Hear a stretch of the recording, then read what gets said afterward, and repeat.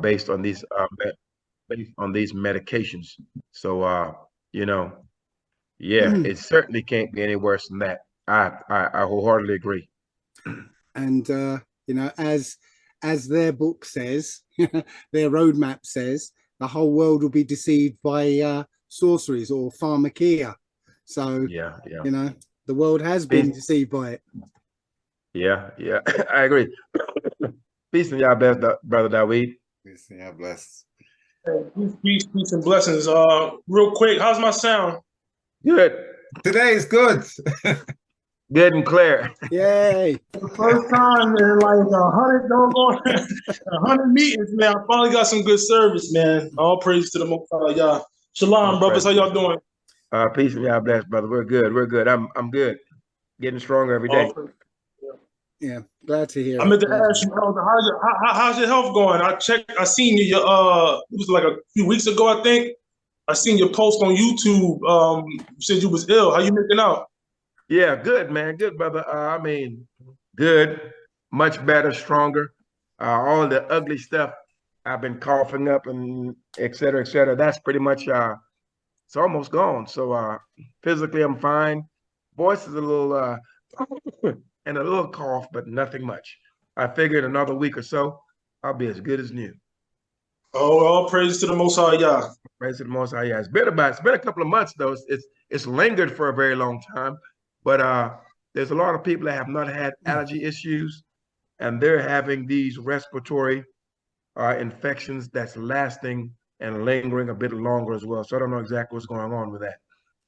Well, I will say that I was in St. Lucia for 5 months, and I spent 5 months just eating fresh fruit out of the garden.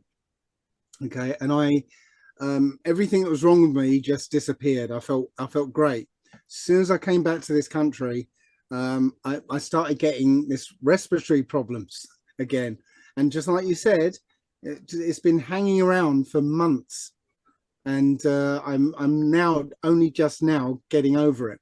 So yeah, there's some. Well, we know they're what they're doing. They're poisoning us. So yeah. Okay. Yeah, I got word in the northeast of America. They were saying the quote unquote wildfires that was going on, and they saying a lot of people is experiencing a lot of respiratory problems. But I'll tell you my thoughts on that once we get into certain topics. I don't believe it's wildfires. It could possibly be something else. But they said it's been lingering around, like in the northeast area, in the metropolitan areas up there. A lot of people having respiratory problems to the point where they're starting to, quote unquote, entice people to start wearing the mask again. It's getting so bad up there in the Northeast. That's what I'm hearing. But yeah, so a lot of people is experiencing, the very weak quality air going on all around the world. Hi, Delvin, by the way. Hi, Delvin. Peace and y'all bless, brother Delvin. Yes. I'd like to say something about the the smoke in New York and there. The thing about wildfires in Canada. Well, when wood burns, yeah, it burns with a kind of bluish grey tinge to it, yeah, and because it's hot smoke, it goes up. It doesn't come back down again. Right? So that brown stuff, brown stuff in the air in New York is definitely not from a fire. Like a forest fire. Yeah. My suggestion, and this goes along with what I think is going to happen to America eventually, I think it's volcanic. Right? It's it's volcanic, and it's going to be, obviously because it's volcanic, it's going to be chemicals. Not in the man-made chemicals, but hydrogen sulfide. I can't remember what it is, but it's going to make it hard to breathe as well. So I think it's volcanic.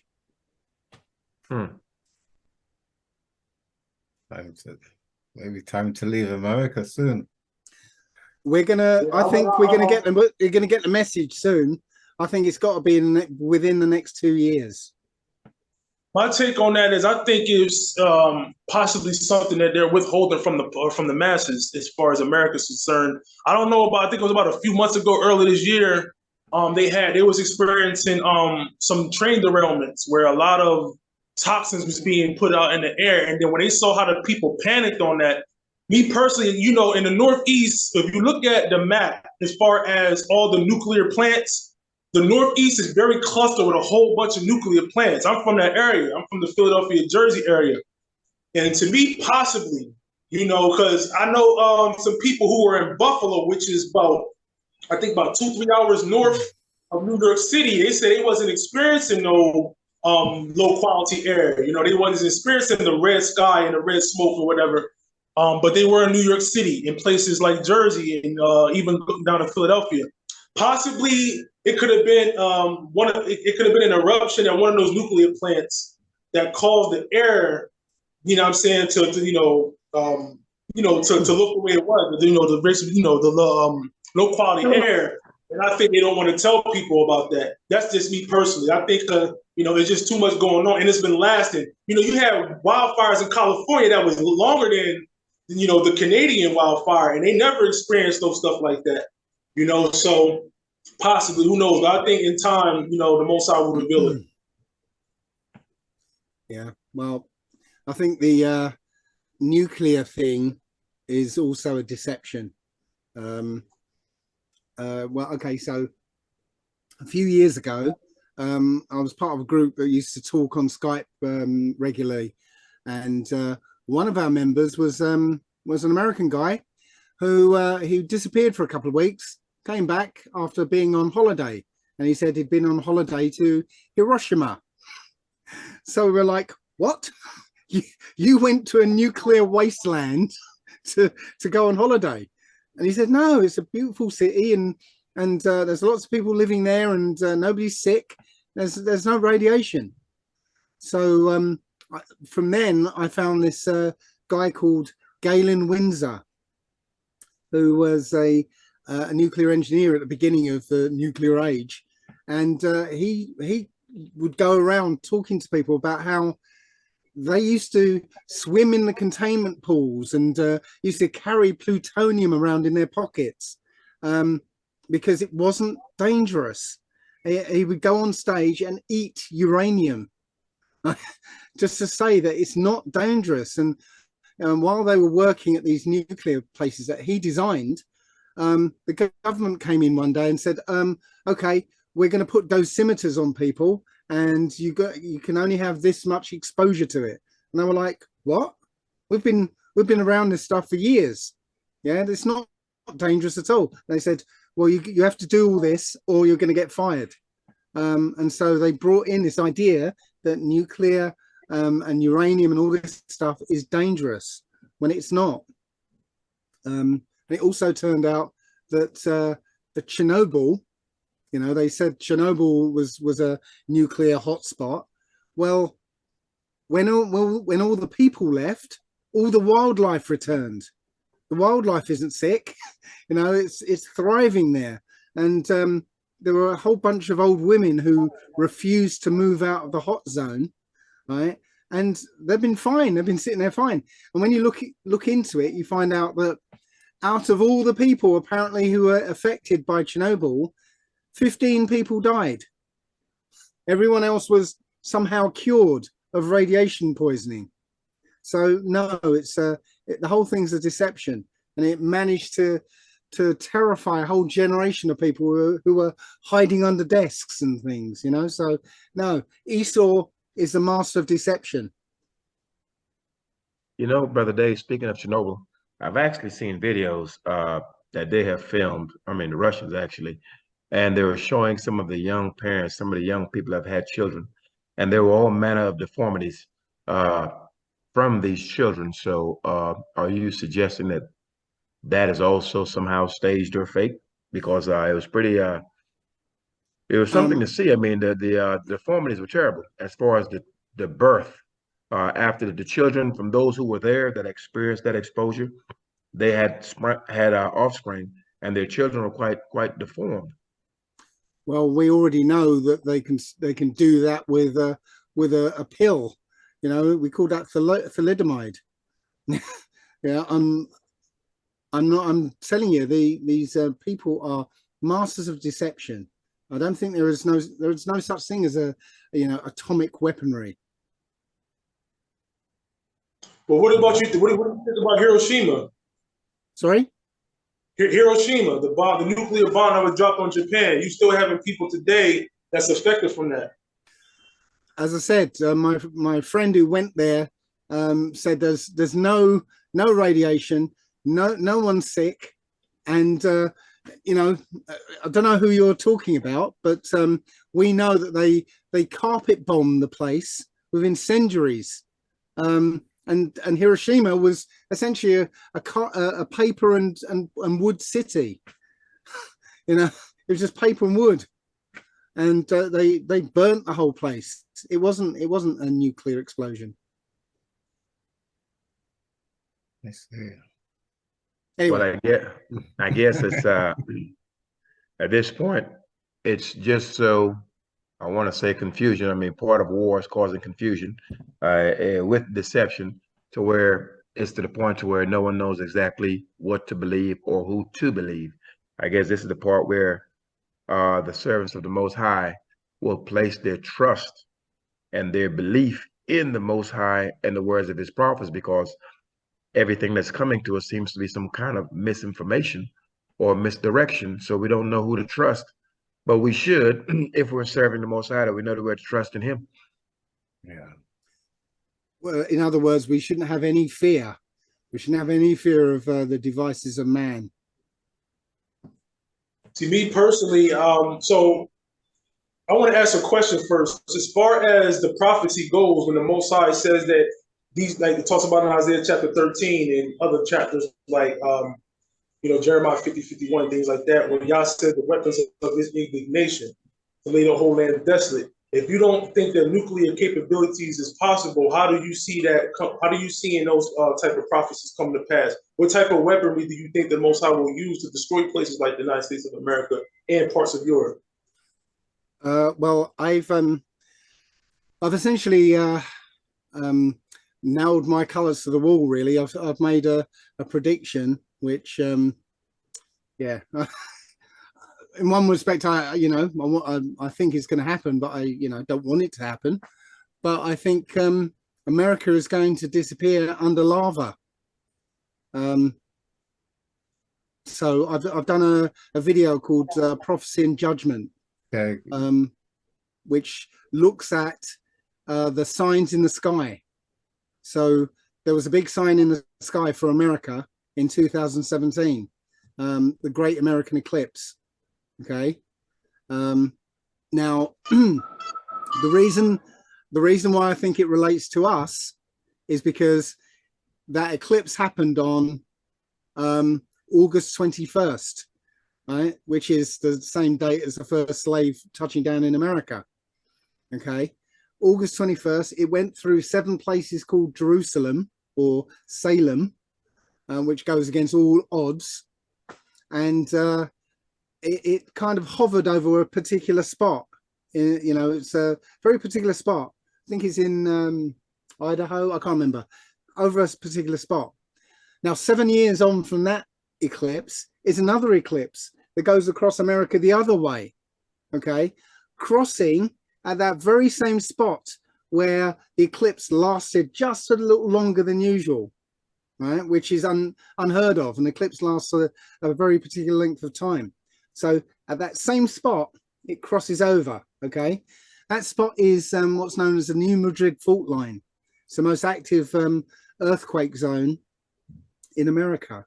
And that's connected to the Yellowstone fault line, which underneath Yellowstone is a supervolcano, okay? And they've already said if that supervolcano goes off, then it's going to take 3/4 of America with it. Now, in 2018, Yellowstone started waking up. They had to close the park several times because new geysers started erupting, and the ground started going up and down, 6 feet. Yeah. As I said, I think the smoke cloud over, New York, New Jersey, etc., is volcanic. I think it's still part of Yellowstone waking up. Okay. So that's what I think. Somewhere after and the second eclipse is April 2024. Sometime after, because obviously an eclipse is a warning, right? Sometime after that, I think the final judgment will fall on America. So that's why I'm saying between now and 2025, there has to be the second Exodus. Just another couple of little points though. The X is the Paleo-Hebrew letter Ta, which is the end. It's the last letter. Also kind of means the end. And its numerical value is 400. I don't see that as as a coincidence. All right, so according to your understanding in the prophecy, where does it fit where it says that the Most High was going to gather nations together to surround that place, and they were going to shoot their missiles, and he called for the nations to lay their land desolate? So how does that fit in with the volcanic prophecy? Well, America is only one part of this worldwide nation. America is only one part because we're in the Roman Empire right now, and the Roman Empire is worldwide. So it's not just America they're talking about. What's that? It said that the land desolate. So you're saying that I'm a little confused. I'm just trying to get edification. I'm not trying to be compatible here. I'm just trying to understand according to what I read as far as prophecy is concerned, and as far as the thing that what you just put forth. I'm trying to see how that correlates. Okay, well, I'm again. Now you're saying that you saying that there's going to be multiple land that's going to be laid desolate. Well, all I'm going by is I know Brother Lee doesn't like this, but I'm going by the book of Second Esdras, which talks about the three-headed eagle. Now we know the eagle bloodline is Esau, and we know his eagle has been deposited all around the earth. The Roman eagle, the German Nazi eagle, and now the American eagle, right? But the three heads of that eagle are the Empire of Three Cities. The Vatican City, the center of religious control of the world, the City of London, which is the center of financial control of the world, and Washington, D.C., which is the center of military control of the world, right? So Ezra says that, or the angel told Ezra that the middle head, the head that was the most powerful and held the whole world in fear, which I'm saying is America, the middle head disappears without a fight. It doesn't, it literally just vanishes without a fight. And that's why I think it's going to be the super volcano, just taking America out without a fight. Yeah. And didn't you say that after when the middle head disappears, the other two will attack each other? The other two fight each other, and then the remaining head, right, because one will take out the other, the remaining head, it talks about, get this, a lion will rise up. I wonder who the lion is. Yeah, a lion will rise up and rebuke the last head, and that last head will be no more. That's what it says. Well, the good thing, I mean, I'm hearing this, and it's good for everyone else to hear this as well, because at the end of the day, we are to be witnesses to the Most High's words that He has given unto His prophets. So we will know what is what, who is a prophet, who is not, whose words will stand and whose won't, all in time. And it appears as though we may not have much of it left. Yeah, I think you're right. We're hearing from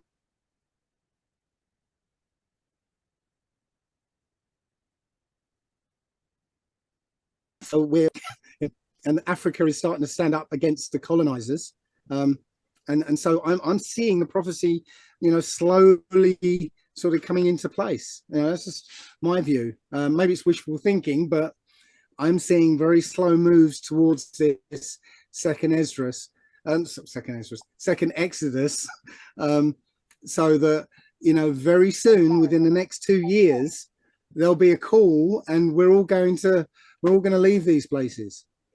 But first, I think there are going to be some amazing things that are, you know, have to happen, and maybe we'll talk about later some of the more strange things that might happen. You know, as far as here in America, what I'm saying is that I think is vitally important is that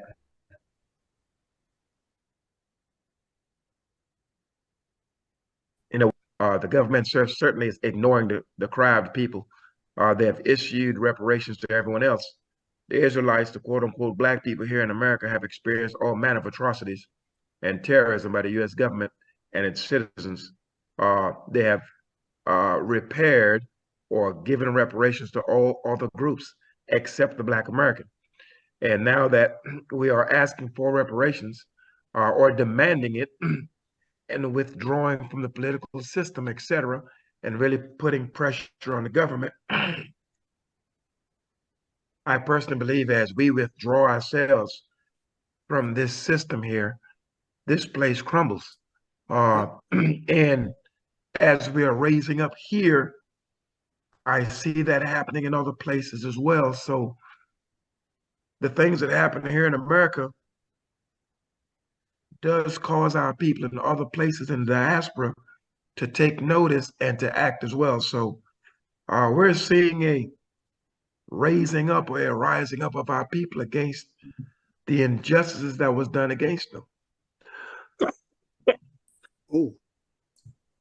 Oh, you're in a bad way, Lee. Huh? You sound like you're in a bad way, Lee. Yeah, no, yeah. I still got a little something going on. Well, I agree with you because you know, Egypt got prosperous because we were there. Okay, literally, Egypt was you know, wasn't much of a, you know, a superpower as such until Joseph got there, and you know, with the 7 years of famine and plenty, Egypt became a superpower. Okay, you know, an old world superpower. And America is the same way. It became a superpower as soon as the slaves got there and did all that work for free. But and that's why they won't let us go. You know, was it Marcus Garvey who started the White Star or the Black Star Line, right? Who was going to take all the black people back to Africa, and the American government basically stopped it, you know, scuppered it, because they don't want to let you go, you know, from there, right? Because you're still making them prosperous. So yes, there was something else you said. I was going to make oh, well, it's gone. But yeah, somebody else talk. I'll see if I can remember what I was going to say next. Yeah, I certainly agree with you on that. As far as all the nations, I mean, France would not be what it is. It's amazing for a lot of these the European powers that have murdered and enslaved our people, for them to have such hate for us. It's amazing that they would actually they would have so many of the African immigrants come to their nation, France being one of them. I think France, England, and all these other places, including America, would not have any success or have the wealth that they do have without these people in these nations. And as we continue to rise up against them and withdraw ourselves from them, I feel that they will crumble and fast. And I think also this is going to create a strong separation between the righteous and the wicked, because everyone, I think it's going to be apparent to everyone that, or it's going to be apparent to everyone exactly who are righteous, who are wicked, what's right and what's just, and everyone has to make a choice as it pertains to that. Yeah, because a lot of real quick. Okay, go ahead, brother. You want to yeah, no, I'm going to say a lot of the European nations now, they're depending on Africa, Belgium, France especially, and Belgium, because they're taking a lot of the minerals. But they seem like the Africans are starting to wake up now and joining together. So they want to say they want to get rid of France and everywhere. So it seems like he slowly could see all the people coming together, especially because the Europeans in America want to push all this others agenda on Africa. So Africa decided to wake up, but I think he needed leaders like Gaddafi. If Gaddafi was alive at this time, he would make Africa unite stronger. But they took him out. I would like to also add too, as far as a lot of these nations being built on the backs of children of Israel. You know, one of the slave trades that was, to me, in my opinion, that was longer and I don't want to say more devastating, but it was very devastating, was the Arab slave trade. I don't think a lot of people don't talk about that. Now, the Arab slave trade, you know, scattered us to the east, you know, to places like India, Saudi Arabia, and even China, and all of your, the Southeastern Asian islands, and as far as like places like Pakistan. You got to remember, we were sent there as well. We built those places up, so And I also want to chime in on as far as separating ourselves from these systems. Now, as far as separating ourselves from these systems, as long as you're still amongst this system, as long as you're still pumping money into the circuit, circulating your money into it, giving all your finances over to the oppressor, still eating their food, still dealing with their medical industrial complexes, still dealing with their banks and et cetera, you're still part of the system. And until we can remove ourselves from that completely, and depend on the Most High, come together at some point, we're going to have to come together, and the only way that will happen is we first have to unite on the laws, but in order to, like I said, to really cause these nations and our oppressors to crumble, we have to separate ourselves completely. And that's just my take on it. Well, all right. I agree with that. Part of that process is, I'm afraid to say, awakening. The depth of the deception that Dave mentioned earlier is a lot deeper than I think we're giving it credit for. It's a lot deeper in many ways. All slavery right across the world was bad, and it was worse in some places than others, but it was all bad, as we all know. But right now, the level of deception that we're dealing with is unprecedented. There's a lot of things that even I'm finding out right now. I thought I found out everything, but I'm finding out new things every day, and it's the depth of it is heavy. It's heavy. All these corporations that are working together now, the leaders, they're all part of the system. But those leaders have a different rule book because every country is different. The Muslim countries run a different way to a Roman country, if you like. So the leaders in charge, how they deal with the people is going to be different. So you will have different fractions going against the system. We as a people, we really got to spread as much knowledge as we can to as many people as we can, and just do our best to help others. I mean, as I always go on about this, some of the books that I've read has really helped me a lot, books that maybe some people don't give credit to really. Jasher, Jubilees, Enoch, Second Esdras. These books are vital for me for a depth of understanding that I never would have had without these books. Never, ever, ever. And I'm so grateful for Dave mentioning these books to me, and I'm grateful for the amounts of books that I've read. And that gives me an idea of the level of deception that we're living under. Now, the laws that we have to keep, we have to do them as best as we can, yes. And I do think with the help of some of these books, it does help a lot. And the different versions, there are different versions, but a lot of it says the same thing, and it was very helpful to me, and it might be helpful to others as well, because we need all the help we can get. But as I said before, put the Most High first and he'll guide us. He'll guide us. Just don't hurt anyone on the way, do our best and do what we can, and help and advise others to do the same. That's my advice anyway, Go on. As it speaks to the deception, we Can really you don't elaborate? have to. Sorry, I was on mute. My bad. I thought I was talking. My fault, Elder. Go ahead. Not a problem. As far as the deception, all we have to do, we have parents and grandparents, we all do. And we are living in these systems all around the world. For us to understand the deception, all you have to do, you can see the deception before your face every day.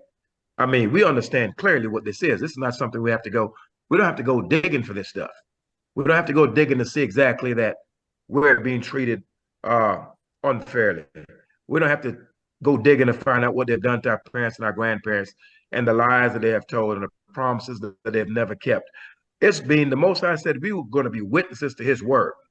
So if you read his Torah and exactly what he was going to do to us and what he was going to have these nations do to us, we have a problem with not believing what our eyes see. And we want to believe the best of people. We want to give them the benefit of the doubt. Even when we see clearly you are wicked and corrupt, we want to find some goodness in an absolutely terrible bunch of people. Like I say, the problem that our people have is we're trying to ask an unrighteous man for righteousness.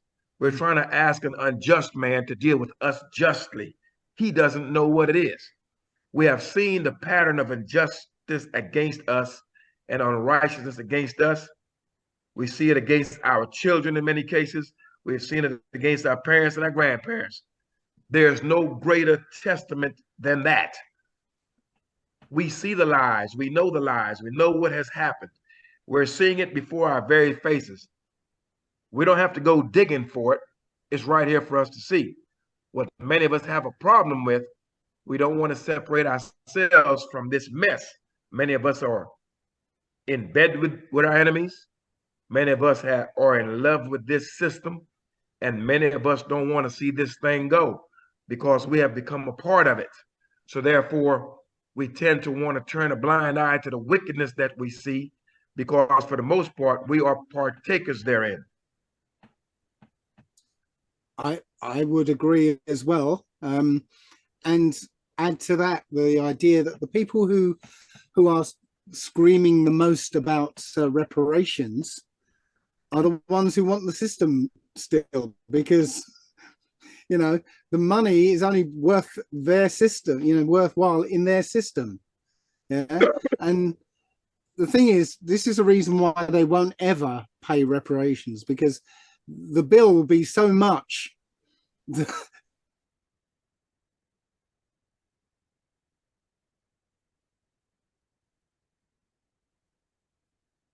dependent on how many dollars are on the system.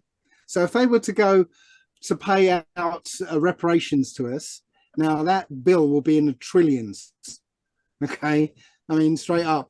So if they started printing off $1 trillion, so many trillions of dollars to pay us, that means that the dollar itself will be worth less than, I don't know, you need a wheelbarrow full of dollars for a loaf of bread. Brother Dave, the problem with that is for decades, they have given away money to all of these many nations. This is money that the Israelite of America has worked and added to the GDP of this nation. They've given money away to everyone else. Everyone that they have wronged, they have given money to those people and continue to this day to give money to these people. You've got Ukraine right now. They're taking our money and giving it to Ukraine. A bunch of Nazis, haters of our people, etc. We know exactly what's going on here. So it's not a lack of money. Oh, they've got the money. The reason why they won't give it is the simple fact that they're doing as Pharaoh did. Their hearts are being hardened.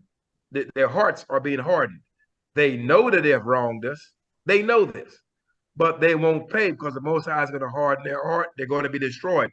Now, do they owe us a financial debt? Most certainly they do.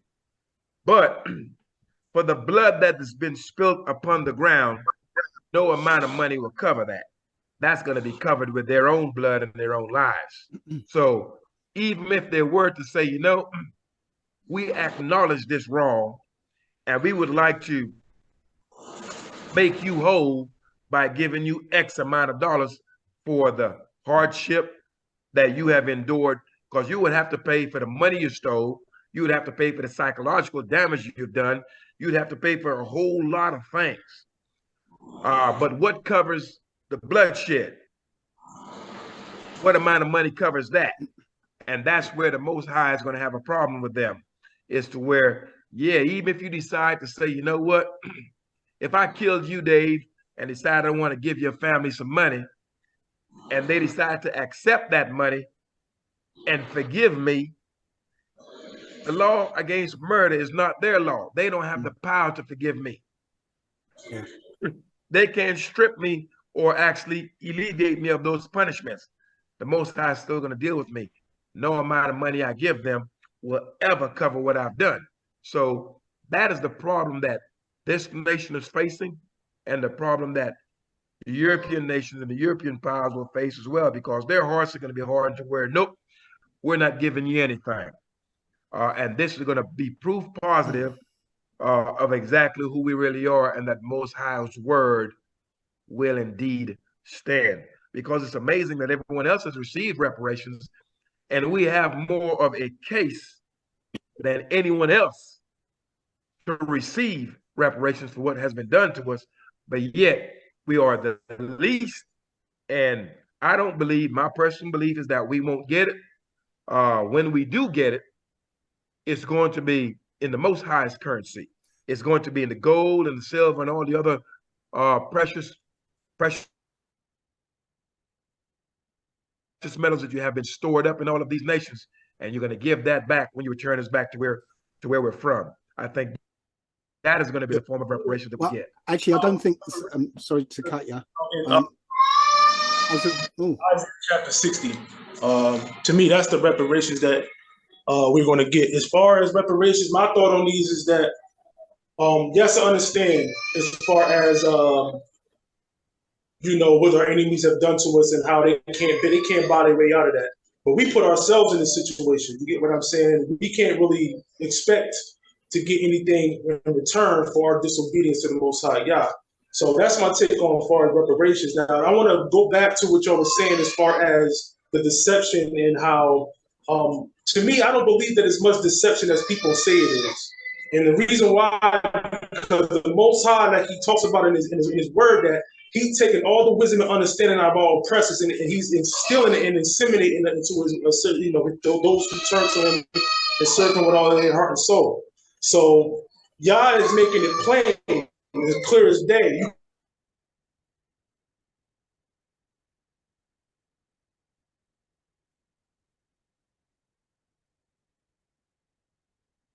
We carry ourselves accordingly, So I really believe that as far as everything that's going on this earth today, Yah is allowing us. Well, just a little word on the reparations again. First of all, I don't think Esau will ever part money to Jacob at all, ever. And to what you said, Lee, that we've got a case and everything. Again, you're falling back on expecting justice from an unjust man. Yeah. No. I'm not expecting justice from him, Brother Dave. I'm not. The thing is that I'm saying our people as a collective, because most of us, we're not looking at this. I mean, we are, because we're followers of the Most High's law, statute, judgments, precepts. So we understand this thing in its entirety and why it's transpiring the way that it is. But our people, I'm talking about the man out in the street. He understands clearly what has happened to him. Not only that, what is currently happening to him and his children. We're seeing that injustice. So there is a case to where we can look at this and say, you know what has been done to these people is unjust. And there is a case. They have a case for their complaint. Their complaint is legitimate. You understand? Yeah. Now, when you go to an unjust man with a legitimate case, he could care less because he's unjust. Yeah, that's what I already think of these guys. But the last thing I was going to say is the about us leaving these places with great substance. I think a lot of people think that means reparations, but I don't know if you caught that that news story just recently that I think it was Uganda found something like $12 trillion worth of gold deposits. Yeah. I think the great substance is just going to be provided by the Most High, and you know, there's and that would be unlimited, you know, as far as you know, as you say, his money, not their worthless paper. Yeah, I agree. Yeah. I agree. You know, what besides, you know, we're seeing the economical turmoil. A lot of people are having it very hard. We've discussed this on the last session. But more so, excuse me, a lot of our oppressors, people who have oppressed us, people who have seen us struggling, we have complained and cried out to them, and they have never decided to say, you know what, you people have a legitimate concern. You are being dealt with in a manner that's not right. Let me assist you. That was never extended onto us. Now that things have become a bit harder, there are many people that are experiencing hardships, that have lost their businesses, their jobs, etc. And they're now down in the bottom with us, looking around like, whoa, why am I down here with you all?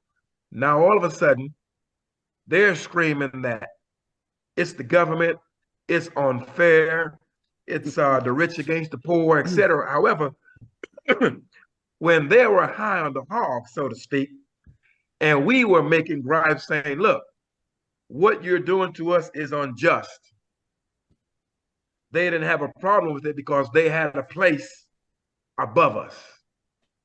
And so now you have some Europeans who are now beginning to see everything around them through a different lens. And that's the lens of being at the bottom, because all of a sudden now their position has been stripped and they're now down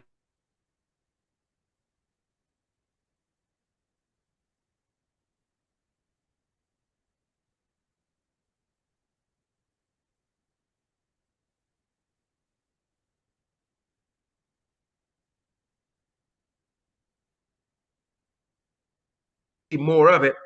That's going to cause some of these Europeans to be of a contrite spirit, because they're going to have to be put in the place where we are for them to see things from our vantage point. And many of them do not like that. That's why it's going to be very, very hard for them, yeah, because it is terrible. But for us, it's a Tuesday. Yeah. Agreed. Yeah, man, for real. Yeah. Look at us. We're all smiling. We're all smiling. Yeah. Whatever hardships that's happening around the world and in each country, etc., etc. It isn't affecting us really. If we can sit around and talk like this and notice these things, and hopefully people watching can have an idea of what's going on around them, they too should have no fear. I really believe that. You know, in time, this unraveling is going to get more and more and more as each day passes. You know, and regardless of how many knows that amount or how many knows that amount, it doesn't really matter. Not really. It's all going to be unfolded in the end. And it's going to be interesting to watch it, but to get some popcorn, yeah, because I've got mine already. It's in the fridge. So it's all going to be unraveled real soon.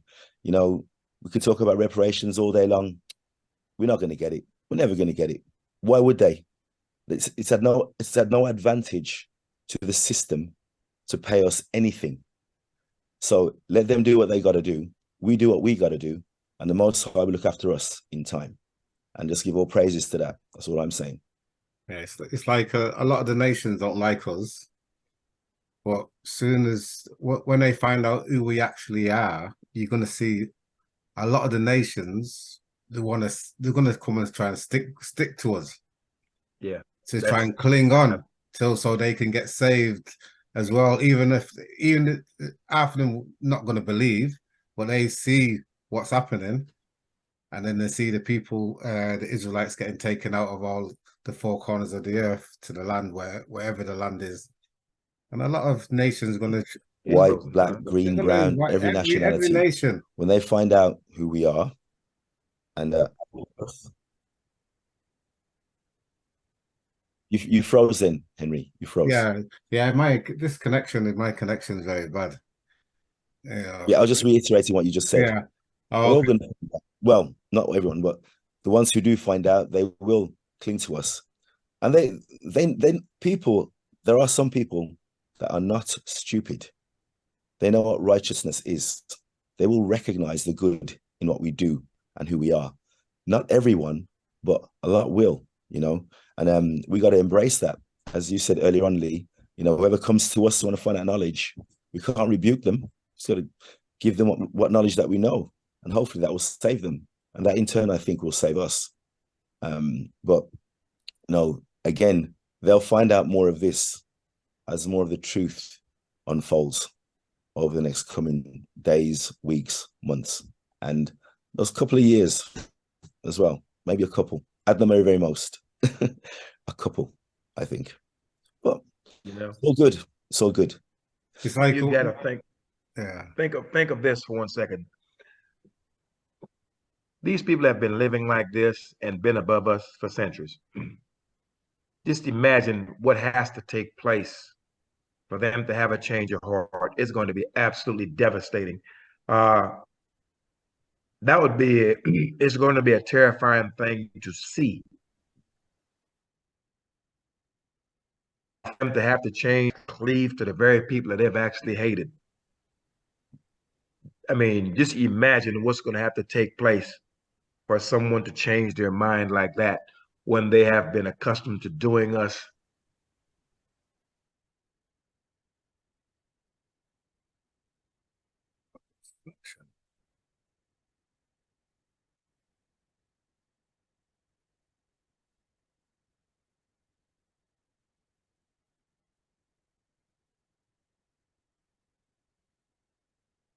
It's already started anyway.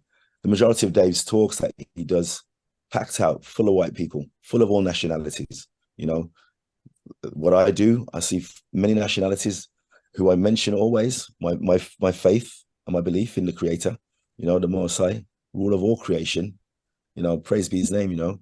I speak about him all the time. And they are now realizing it's not all over the TVs who's running this place.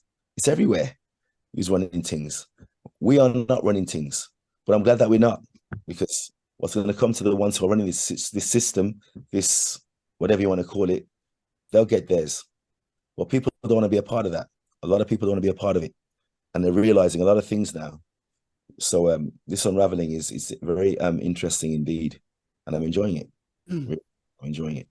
Well, and I keep saying that we can't look at somebody and know who they are. Correct. Okay, because you know it's not about skin color, right? It's about bloodline, and there's a lot of our people who don't look like us anymore. Yeah, Correct. and you know, I think also the righteous are the ones who are standing up against this system. Yeah, I mean, actively standing up against the system because it's evil. You know, standing up against evil. You know, if you were to look back from the future at this time to say, well, who are the righteous? It would be the ones that are, you know, speaking out and standing up and, you know, on the front lines against this evil.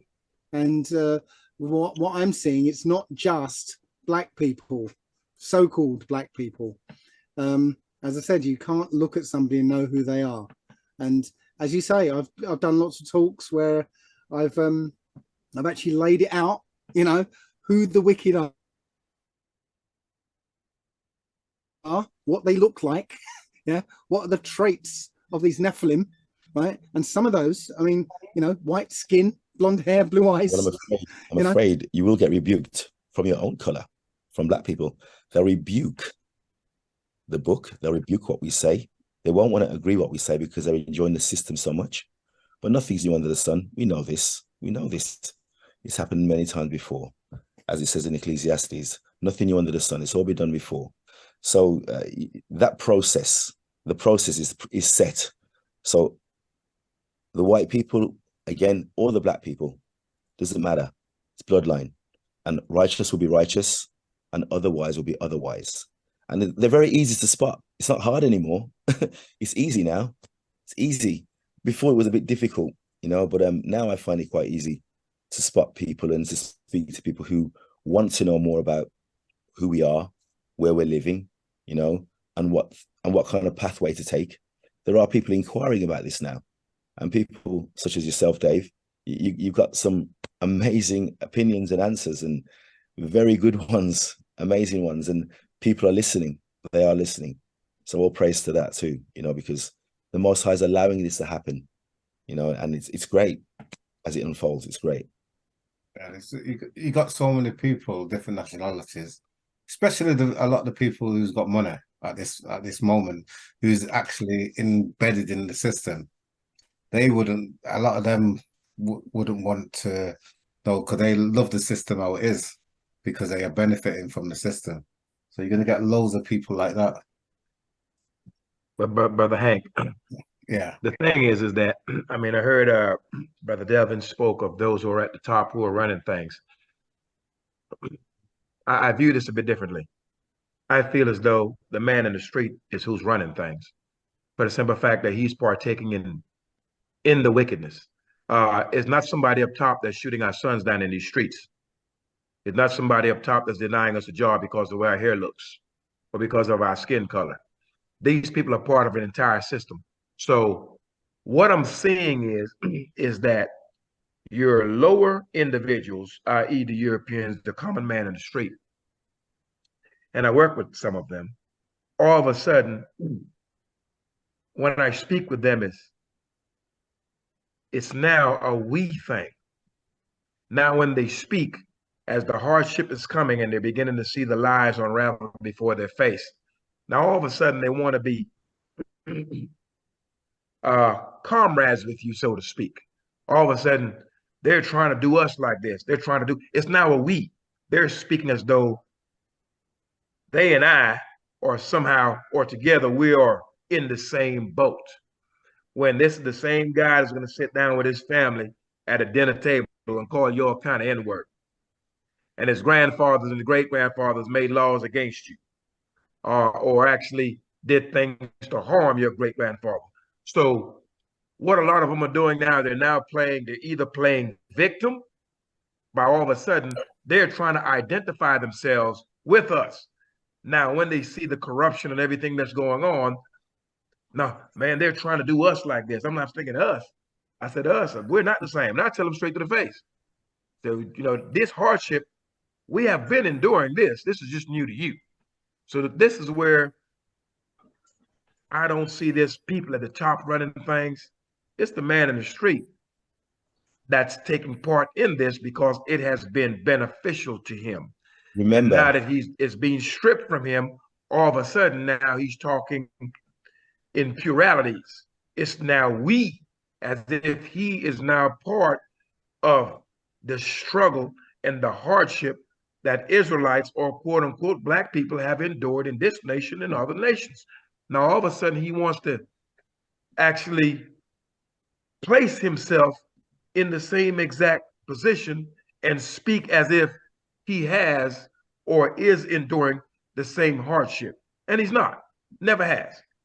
And also, too, I want to elaborate on that, Elder Lee. You can see that too. Just look at the situation with the Ukrainians, how the Ukrainians is now being brought in to the United States of America. They're given housing, they're given all different types of stuff. They're given Social Security and things like that. So even they're talking about they're still not experiencing even like on like the economic hardships that we are experiencing as a people. So like you said, I'm in 100% agreement. I just want to add that on there. It's like it's like the people from Haiti. They came over to America. They sent them straight back. Straight away. Brother Henry, let me share a story with you on that. I was a Marine, and I've been to Guantanamo Bay on 5 occasions because of the migrant situation that was there. So what you had was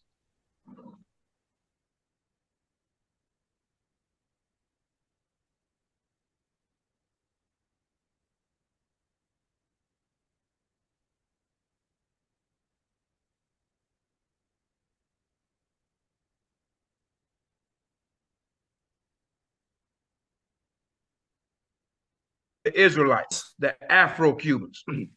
And as you know, the Haitians, they all look like us. All the Cubans, they took to Miami. All the Haitians, they took them straight back to Port-au-Prince. And I know because I was on some of those Coast Guard cutters where our people were on these Coast Guard cutters. And I'm a young Marine. I'm probably 19, maybe 20. And they gathered up all of these Haitians and put them on a Coast Guard cutter. And we're taking them back. Now, I want to say back in those days, the Marine Corps may have been 19%, maybe 20% Black Marines. So it's maybe me and a few other brothers. But I don't remember too many of them on that Coast Guard cutter that I was. So you've got all these families sitting on the floor on this Coast Guard cutter. These people look just like me. There's this man, this Haitian man and his family and his children, and they're on the Coast Guard cutter. And he's looking at me, beckoning for me to help him. And I can't do nothing for him. I can't help him. We've got to take him back to Haiti. Take them back and deposit them. Coast Guard cutter goes back, pick them up, take some more. Probably one of the most painful situations I've experienced. Had a few others in Somalia dealing with people that look like us. But that's one instance that I'll never forget, to where me standing there, I'm the only person in the area that looked like him. I got guns on me and everything else. And he's looking towards me to help him. And I'm powerless to help him. It's him and his family. And I'm talking there's countless families sitting on the deck of this Coast Guard cutter. And we're taking them back to hopelessness and despair. But there was no power in my hand to help him. And he couldn't help himself. But all the Europeans, the Spanish-speaking Europeans, the Cubans, they took them straight to Miami, gave them asylum, et cetera, et cetera. But they did not do this for the Haitians. And I've seen this firsthand. Sorry, Delvin, you were going to say something. Well, I was just going to say that I'm sure we've all got our experiences as regards to similar instances in some shape or form. We all have to discern. We have to discern. If people are looking to us for truth, knowledge, and understanding about who we are and about the Most High, I'm not going to shut the door on anyone. I've done that before. I'm never doing that again. And so obviously, depending on where you are and who you're speaking to, use discernment and say what we're going to say. Some people may think, people who are not of our color, may think that they're going through as much suffering as we have. They may not even know. Some do, some don't. Who knows? Who knows? But if they're looking for any kind of truth from us and to want to side with us to fight this system, I won't shut the door on anyone. That's what I'm going to say. So to continue what Brother Lee and Brother Dawid were saying, that we saw the same thing in Ukraine. So yeah, part of the narrative was, okay, these Ukrainian refugees, Ukrainian orphans need homes in the West, right?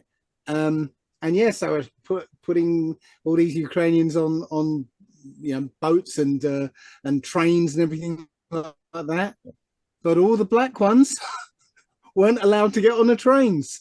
We know this. This is not new. None of this is new. It's not like this is the first time this has ever happened.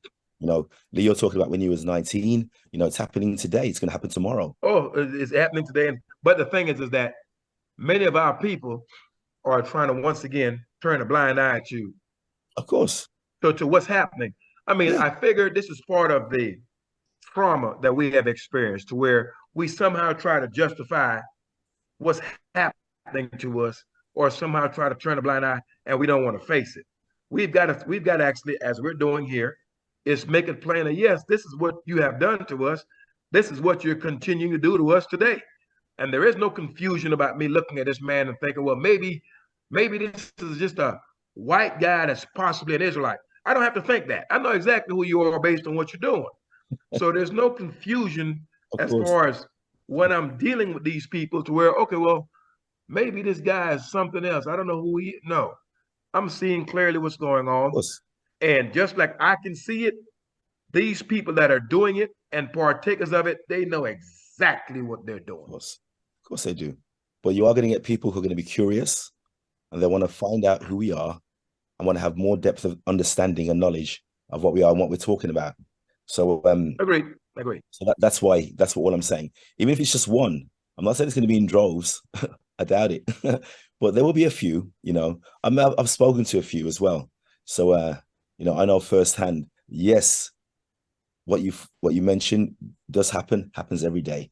That's nothing. I agree. What is new though, what is new to me is that I'm finding more and more people who are not melanated, who want to find out more about who we are, what we stand for, and what's going to happen in the future, or our opinions of what's going to happen in the future. So that to me is good.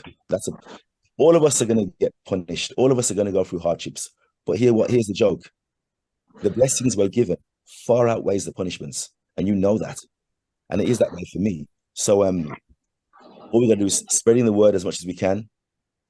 Ask for guidance as always. And these instances that come up when people want to embrace some of what we've been through and they sympathize with us, listen to what they say. If they're wrong, you'll know. If they're wrong, I'll know. But if they are good, I'll know that too. I know that too. And that's important. It's good to get allies, especially this day and age. You know, people want to know the word. They want to know about the book of remembrance. These people are, for me, they're few and far between, but I won't ignore them. I'll help when I can. That being said, it's 3:10. Are we all good for time? Oh, I'm good on time. Yeah. Hey, brother, let me share this with you all. One, you know, there's a young man that I speak with. He's from Kazakhstan, right? All right. This is a white guy. No, black. No, the Kazakhstan is the Asian. Is mixed with Asians and Russians. Yeah, you would think, but you look at him as just a regular white guy that speaks Russian. Now, Right. he's part of a ministry and does like, you know, ministry type work, etc. So around the time of the Passover, I asked him, I said, all him by his name, I said, did you keep Passover? No, I said, did you keep Easter? He said, no. I said, let me ask you again, did you kept Easter, right? Or did you keep Passover? He said, well, I didn't keep what you keep. I said, well, let's deal with what the book is, what the book says. I says, now, here's what I want you to do. I'm going to be at this particular place at this particular time. You have X, Y, Z amount of hours. I can show you clearly where the Most High has a chapter specifically giving us the instructions how to keep his Passover, when, and all the ordinances thereof. I said, since you keep Easter, I would like you to show me the chapter and the verse where the Creator, or by way of his prophets, laid out the ordinance of Easter.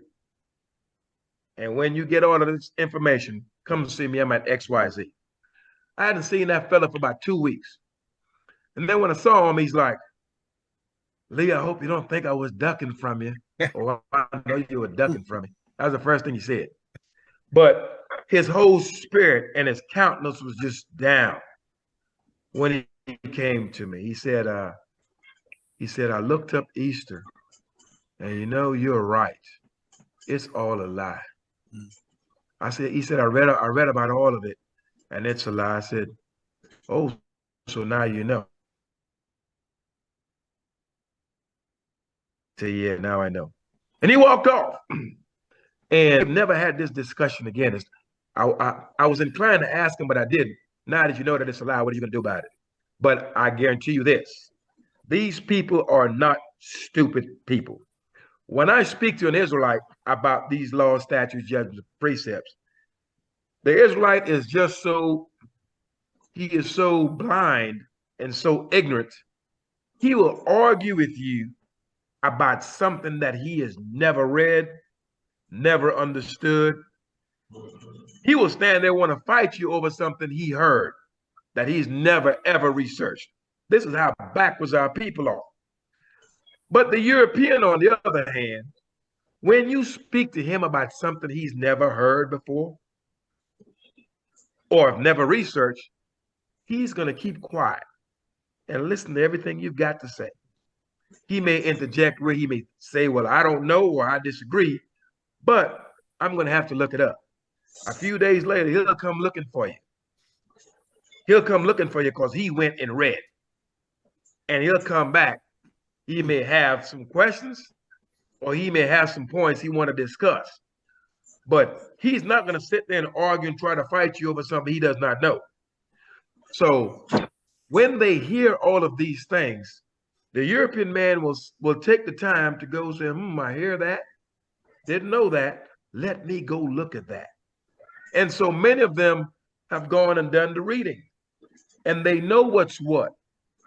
And if I would have only assumed that a fraction of them have said, and I know one European man that has, hey, I'm going to turn to these laws, statutes, judgments, and precepts. The rest of them, I know what's right, but I'm still going to choose to do that which is wrong. So you have that as well. But these people are not stupid. When you speak to them, they will go in that book and they will read it. And then they're going to come back with some questions. This I can tell you from personal experience. Lee, you're clearly somebody who's never spoken to somebody about flat Earth. Oh. Boy, that's a whole new subject right there. Not true. That's a whole new subject. It's not. That's not the case when you talk about something like because they will attack you over things they've never. Tell you what, Henry, seen, yeah. Henry, yeah, you mentioned that last talk, yeah. We get faced with the JC believers, sympathizers, lovers, almost every day on a daily basis. A lot of those people, I'm afraid, you can't communicate with them. They just want to.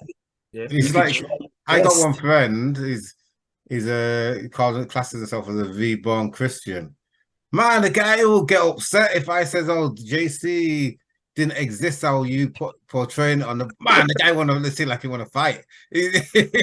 When you mention that JC didn't exist, how this the book is the New Testament, and I said the Catholic Church or the Romans written a book. Man, he doesn't want to hear. No, if you don't follow the JC, you'll go to hell. Well, come on, man. If you just left them in it, just leave them to it. I can't do anything because they don't want to see.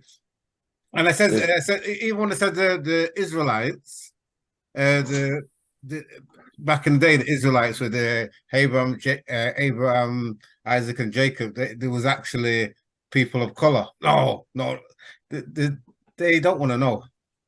They don't want to know. The people don't know. It says that these nations are going to be mad upon their idols, man. You can't tell them that they idol don't exist. They, like you said, they lose their minds, man. They lose their minds. So the moment you say that, JC don't exist, or you saying that the true children of Israel are dark complected people. I mean, you just look at how people in the public eye get chastised just for mentioning anything about the so-called Hebrew Israelites being, the so-called African Americans being Israelites. These your Gentiles don't want to hear none of that. So, I mean, on one hand, I do understand, you do have certain instances where some Euro Gentiles will go do their research and they will be more humble. But also, you have some of our people that will do the same. You know what I'm saying? So it's kind of like, to me, it depends on the person. But as far as the majority of it, it's always some type of pushback. And if you try to approach so-called Israeli, man, they will slap you with anti-Semitism and you can get arrested. If you approach these people and they complain, we just have to discern.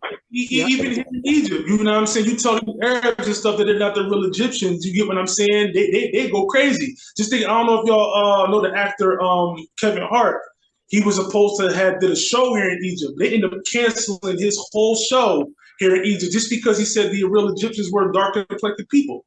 You know what I mean? So that just showed the measure that they wanted to go, you know what I'm saying, in order to fight what they feel is right and not wanting to hear the truth. Even though you can go all throughout history, all throughout ancient Nubia, and you can, you know what I'm saying, even though of the Nihilistic people who came from the Nile region, it showed that they were dark complected people. But even when you show them this, they're like, nah, I don't want to hear none of that. So Yeah, man. It's to each his own. Yes. Brother Dawid, I don't know if you know, right? But I looked at a clip here the other day where this brother, he did his, I want to say his DNA test with 23andMe or something like that, one of the DNA companies.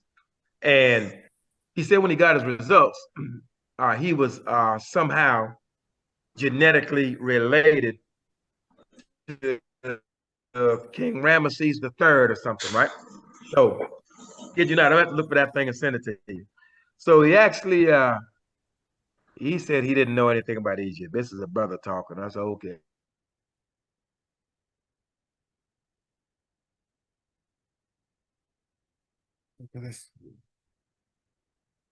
On the stage, pull up one of the statues, and the statue looked exactly like his brother. So he sent the statue to his brother. His brother's like, "Where did you get this from?" He said, "Well, you know, the DNA shows that we are actually connected to Ramesses III, and I just figured it was interesting to send you this statue because you look just like him." So him and his brother has really strong resemblance to this pharaoh. And I looked at the statue and like, okay, I could see that. So that was kind of amazing as it pertains to who those people were. But anytime we do anything amazing, it's always some alien or something else. We are not capable of greatness according to our enemies. So there you have it. That's a shame, man. That's a shame. Even when you show them the proof, it's still, they try to deny. That's Remember the three obstacles: cognitive dissonance, presupposition, and Stockholm syndrome. There are the three things. Some have all of them, or some might have one or two. Even having one is a massive mountain to climb. Okay, that's why I say discern, because there's no need getting into anything with some of these people. It's not worth it. It's not worth it. You just put yourself in a very uncompromising position, because whatever you say, they will use it against you, and they'll just cause trouble for you. So it's not worth going into. It's all there. It's all written. If they choose to look for it and find it out for themselves, fine. But if they don't, fine. It doesn't bother me in the slightest. It doesn't at all.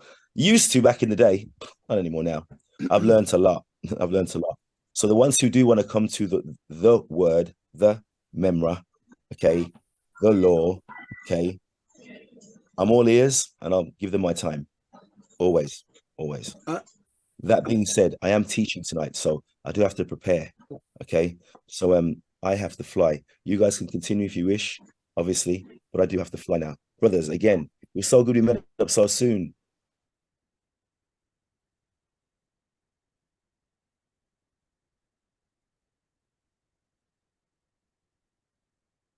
Henry, hey, come back to me soon, yeah? We're gonna talk. I need to speak about Mark Devlin and a talk with him real soon. Yeah. And well done, Shalamar. Sorry, nice one.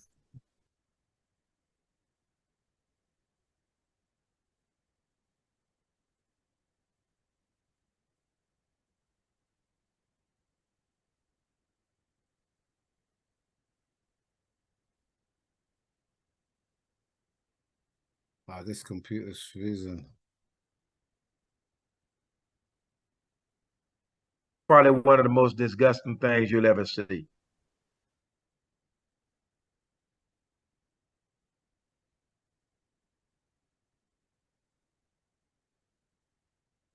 Ah.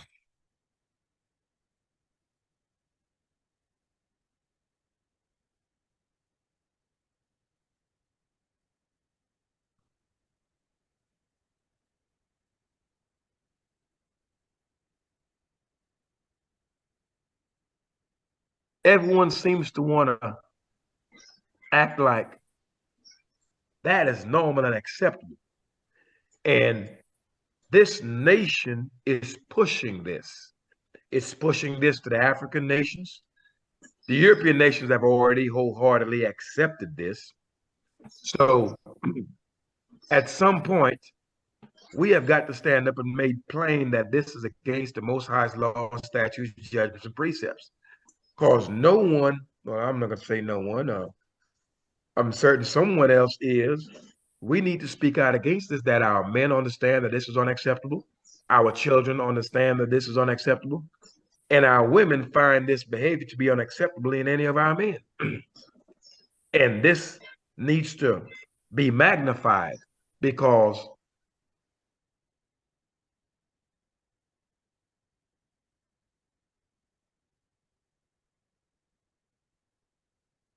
they're putting that this is absolutely unacceptable and abominable behavior. It's against the Most High's laws, statutes, judgments, and precepts. And I'm not hearing enough of us speak up on this matter. What I want to chime in on real quick, Elder, is that I think as far as our to show. Hello, can you hear me? Yeah. Yeah, he's just started the recording once again. The recording had paused. So go ahead. I did. Repeat your statements, brother. That way it may be on the record. Okay, cool. So yeah, what I was saying is that us men, okay, we have to stand up and we have to unify with no pride and no ego. And we have to show these nations how to walk in righteousness instead of just talking. You know what I'm saying? Now, like I said, we can go out and teach the people, but I think action will play a major part to where the Most High, will separate and he'll start to bless the ones that's doing righteousness and unification, and he will curse those who are accepting things like homosexuality, all these different types of ideologies of men. You know what I'm saying? I think that's the only way that the world is going to be able to see Yah at work. You know what I'm saying? And see some type of example of some type of righteousness being performed. And then, like I said, because you said they putting this homosexuality in the schools. You know what I'm saying? There's a biological warfare as far as homosexuality, things that they put in the foods. You know what I'm saying? That messing with men's hormones and things like that. That's why, to me personally, unless the men step up, you know what I'm saying, and take some type of action by taking our kids out of those schools, educating our own schools, our own children, feeding our own children by growing our own crops and stuff like that. So we can see him, and it has to be some type of difference. So that's, that's just my take on that as far as, what I'm saying, these nations and all the other people on the earth seeing, at work, you know what I mean? And we can be able to establish righteousness and Yah can judge those who was accepting things like homosexuality. Well, you do know that at the end of Esau's reign in their empires, right, always, every single time, it slips into this debauchery. It slips into homosexuality, pedophilia, all this stuff. Yeah, every time. The Greeks had it, the Romans had it. If you look at what was happening in Germany as well, that was the porn capital of the world. Yeah. So yes, this again was, as Delvin said, there's nothing new under the sun. Yeah, this always happens. And yes, you're right, though. We do have to be like a beacon, a shining light to say, no more. Indeed. Yeah. I believe it's I hear what you're saying, brother Dawid. I know we're scattered to the four corners of the earth. Many of our people do not have the financial wherewithal by which to gather the money to go anywhere, let alone get a passport, etc. We are the poorest of the people. I think the Most High said he will raise us up in the nations where he sent us. So therefore, we're going to be raised up in righteousness exactly where we are. And that separation is going to take place in the earth. You don't have to be in any specific place by which to serve the Most High. What we have to have is men who are willing to stand together to punish. When I think of power, I think of power in three ways: the ability to protect, the ability to provide, and the ability to punish. And a man that can't do those three things is not really standing on solid ground. You have to be able to protect your family, your wife, your children. You have to be able to provide for them. And when they step out of line, you have to have the willingness to punish them. Many of our men are not willing to punish unrighteous behavior for the most part because they are involved in the same exact thing. So if we're to get men who will stand together in righteousness, walking in this law, to where when a man steps out of line, we can't take them out. We can't take them outside and bury them in the earth up to their neck and stone them and hit them in the head with bricks anymore. We can't do that in these nations, but we sure can separate ourselves from them and punish them. But many of our people are not willing to do these things. So that's one of the things that we have to be willing to do. We have to be willing to punish. Many of us are unwilling to. Oh, that's my son. I don't want to do this to him. Or that's my nephew. I don't want to do that to him. I don't want to cut him off here or there. So once again, we're people who are unwilling to execute judgment. And because we're unwilling to do these things, the Most High made it plain that he would turn his face against that man and his house that will refuse to enforce righteous judgment. So this is one of the problems that we're still having, is to where we are unwilling to punish behaviors that are totally off the rails. I was listening to this Jewish person, you know, quote unquote Jewish, because I don't believe the children of Israel are Jews. I think that we are Israelites, but we're not Jews. But nonetheless, to say the least, that he was being interviewed, and he was telling the interviewer how they keep wealth amongst their communities. To me, the knowledge is there. And if you really do the research, I think I did the research according to so-called African Americans, that if the so-called African Americans was to be classified as a nation itself, we will be the 8th richest country on this earth. So the finances are there. It's just we don't know what to do with them because we don't have any understanding on how to unify.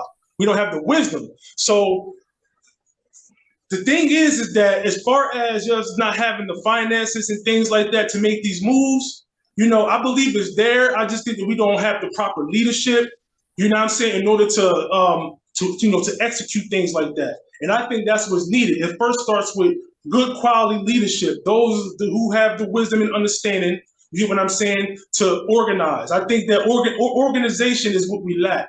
You know what I'm saying? I've witnessed people who had no money. They was able to leave for the simple fact that they were being helped by the community. You know what I'm saying? So I think that as long as we can, you know, like I said, this is not going to be done as long as pride and ego is involved. Once we know how to work together, and this is one thing I want to say about our people. We're so, you know, and this is, of course, this is systematically designed, you know what I'm saying, because of the oppression that we've been endured. You know what I'm saying? But we were taught to be self-dependent, you know, self-preservation, instead of unifying and working together as a community.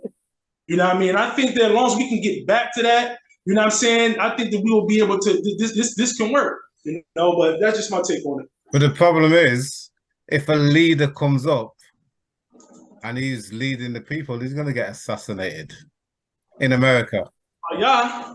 Even that hasn't been done yet. I've yet to see, you know, you've seen, you know what I'm saying, the Marcus Garveys, you know what I'm saying, you've seen the Malcolm X's, Elijah Muhammad's, you've seen, you know, the Fred Hamptons and the Huey Newtons. But the one thing that we have yet to see was a true, and it's not necessarily have to be one leader. It could be leaders, because as men and the community, we all leaders of our own house. So we all need to possess some type of leadership qualities. So I think that as long as we can use wisdom, y'all gave us the wisdom and understanding to, you know what I mean, to be able to manage a community. That's why, like, when I read the book of Numbers, I don't just read a census. You get what I'm saying? It gives you a bunch of, you know, accounts on how much people was in this tribe, et cetera, et cetera. I look at a blueprint when I read the book of Numbers. You know what I'm saying? You had a government, and that's because they were well organized. So the Most High in this book, he gave us all the tools that we needed. I just think that because, you know, we lack the understanding, because we're not used to unifying under the law, statutes, and commandments. That's why these things are not coming into fruition. But I think until we can do that, you know what I'm saying, you know, we're going to continue to suffer, in my opinion. The Most High did say that no man would save us.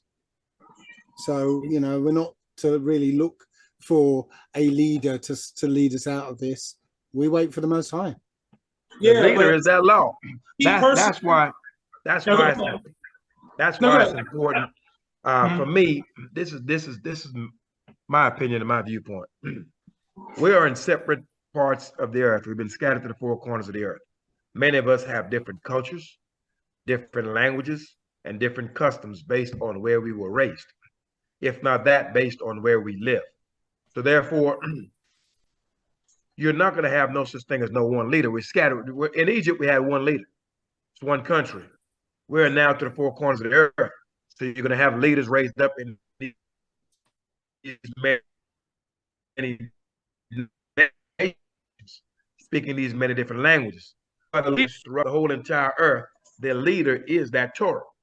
So you don't have to speak any language. You don't have to be up under the leadership of no one man or two men or three men. If we're all under the leadership of the Torah, there you go. The Torah guides us. The Torah leads us, regardless of the nation that we're in. So I'm not looking to anyone to give me instructions on anything. I get the instructions from the Torah. That's the guide for me. And I walk in that. And if another man walks in that, then all of a sudden him and I can join together. Okay. And if two other men walk in that, then we can join together. And so therefore, the webbing of the nation of Israel comes together on the Torah. Because every man has a different experience. And when one man decides to interpret something in a way that's not right, you got five of them to tell them, hey, look, man, that's not right. and they can also enforce judgment or punishment on him or correct him. But many of our men are not accustomed to leadership. Many of our men don't know who their daddies are. Many of our men are not good fathers, are not present in their children's lives, don't provide financially for them, etc., etc. So most of our men, when they're placed in a position where they have to be subordinate to a leader, they don't know what to do. They want to rebel against leaders because they don't know what a leader is. They don't know how to follow. And so therefore our men have a problem with leadership. I would call that a lack of discipline, because many of them have not been led by a man in their house before, because they don't know who their father is. And many of them are poor fathers. So when they're faced with another man, or a man that's going to lead, an alpha type male that's going to give some correction, issue punishment, provide and protect, they're going to rebel against him. That's just what I have seen. Right. I think that's where humility comes in. I think humility is going to play a major part. And just to chime in on Elder Dave, you got to remember, when you read Torah, y'all always work through men. You know what I'm saying? To me, I look at y'all as a frequency that, you know what I'm saying, he communicates through man, and he unites us like that. You know what I mean? But of course, it starts with Torah. It starts with the law, statutes. That's the foundation.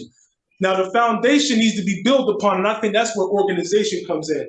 You know, and it's going to, I'm not saying it's going to be a lot and many. And to me personally, I believe that the Most High, he's going to raise his leadership, his government is going to come out of the daughter of Babylon, the United States of America.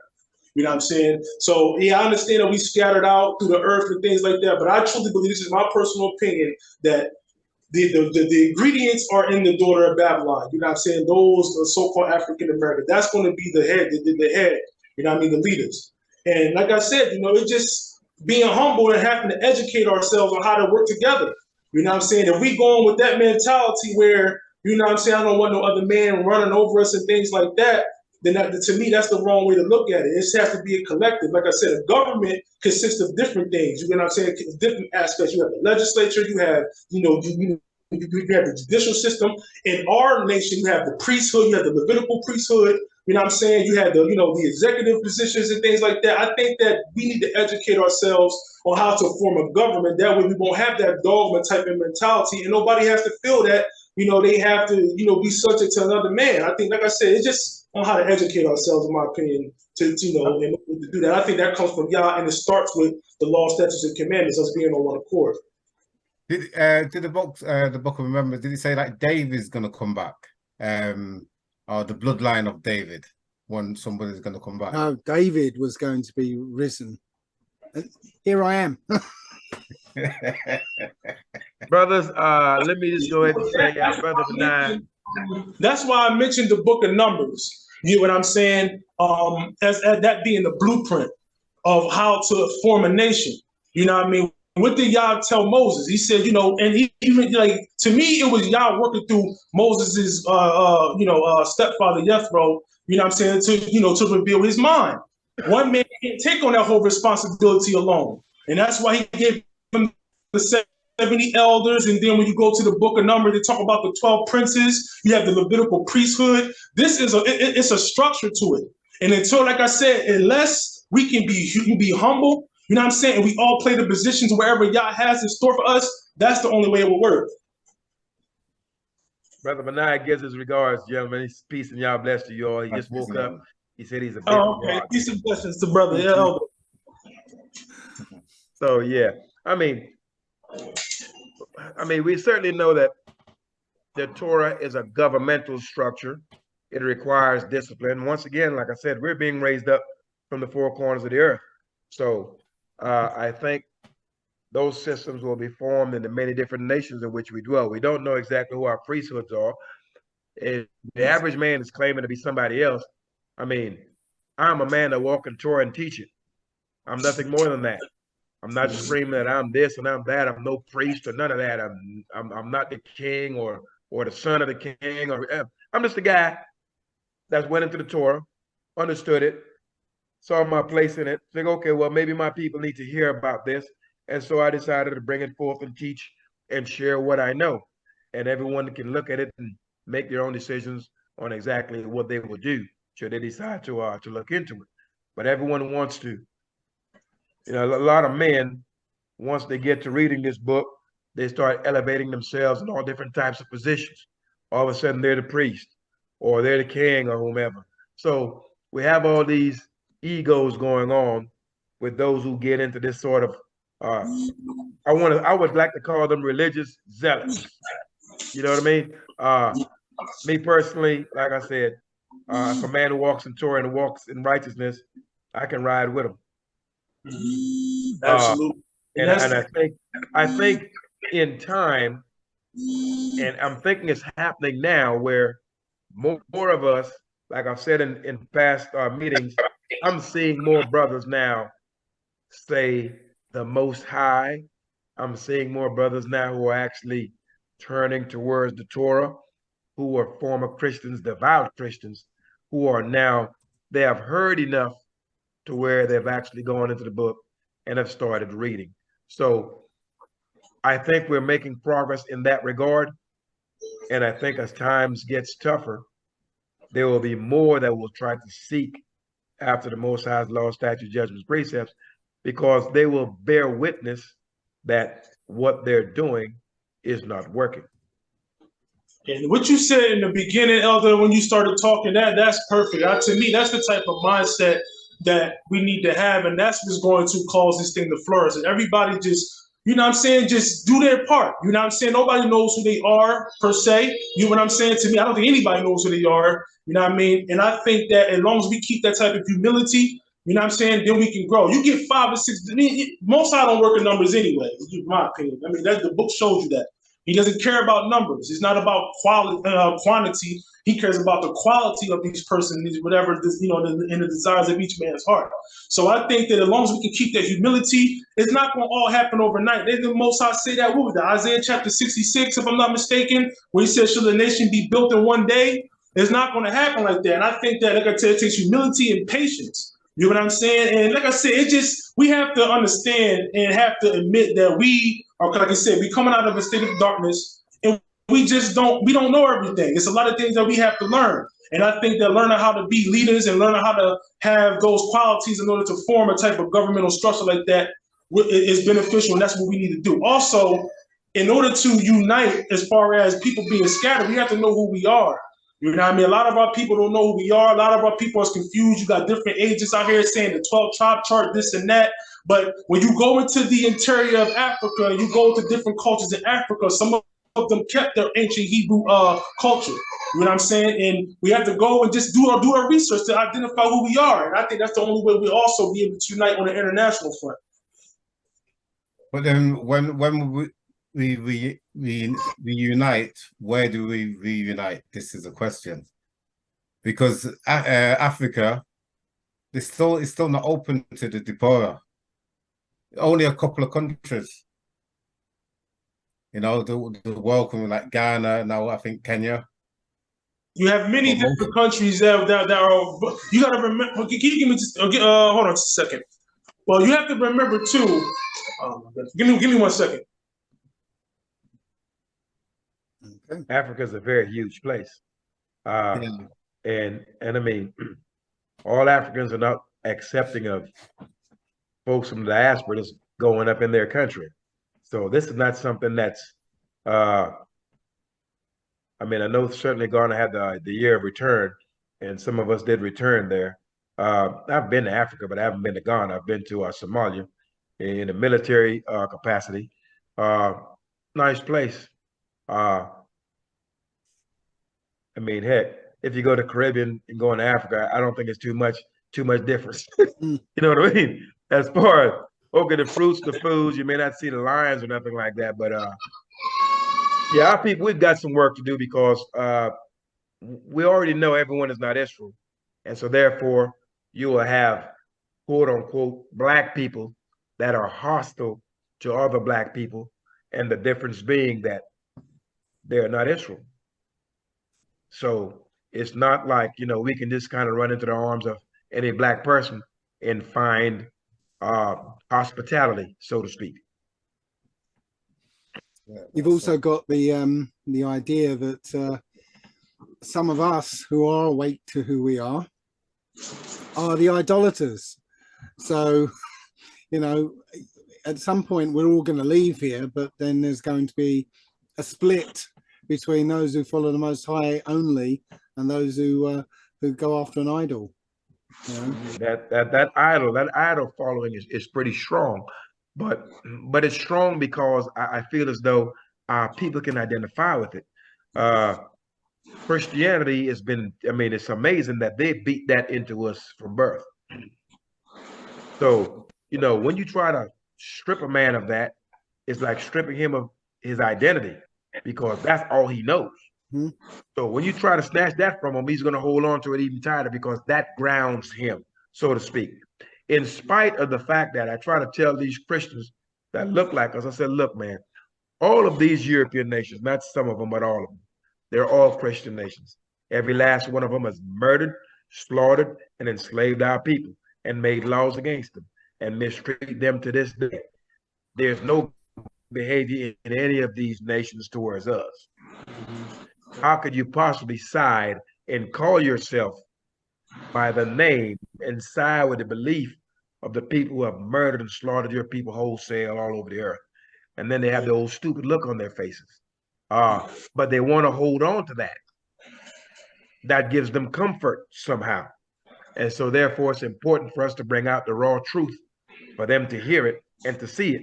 That way they may consider their ways and their doings. But a lot of these IUIC and all of these other brothers, they're speaking Christianity mixed with a little bit of Torah. And the people gravitate to them because it has some familiar ringings to it from Christianity. And those organizations are quite large. Oh yeah. There's a group I kind of listen to because they talk about the things that are going on in the world, but then they always have to try and shoehorn their JC into the conversation, which is where I switch off. But up to that point, they're saying the right things. Yeah, they are. It's amazing, man. They're knowledgeable of the book to some extent. They're passionate. They have great deliveries. And they're spot on when dealing with what we have endured and what the nations have done.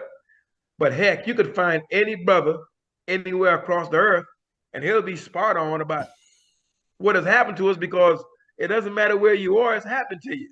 Mm. So everyone can deliver that message in a passionate way that we can really resonate, or it can resonate with us because we're experiencing exactly what you're talking about. And I think that's part of the trappings of it all, is to where they can speak to your experience because they're experiencing it too. And so therefore people follow them. I want to answer the brother question that asked about where should we gather if we was to go to Africa. Now, me personally, like the way I see how y'all works, everything's a process. Now, things doesn't just jump out and just happen like that. Like I think a lot of our people are getting the type of have a little religious mindset where they thinking things just supposed to appear and we just supposed to just pop up, unify all in one spot, and we're just going to be a nation that flourishes again.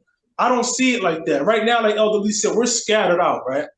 But I think that it's like we scattered here, and it's going to continue. Like as things progress, it's going to continue to get smaller, shrink. It's going to be a shrinkage to the point where we all in one spot.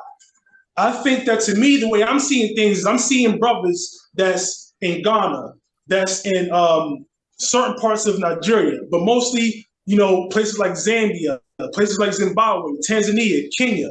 You know what I'm saying? They're going to these different spots and they're establishing little small communities. But and what this is doing is giving them the experience on certain things like learning how to live off the land. You know what I'm saying? Also, the refinement stages as far as purifying your bodies. Because it don't matter if you know about Yah or not, you're still putting the same garbage and the same toxic foods into your body when your body's going to break down on you. You know what I'm saying? So I think that it's an experience that, you know, all of our people were going to different parts of Africa. And then, like I said, it will continue to shrink to where we will be in, you know, you will be a solidified nation again. So I just see it as a process, and it's not all just going to happen all at once. That, you know, to answer the proper question, you know, it's going to take time, you know, and I think that we have to be willing to put in the work. I think a lot of people, you know what I'm saying, like I said, coming with the religious mindset, they don't think that any work has to be put in.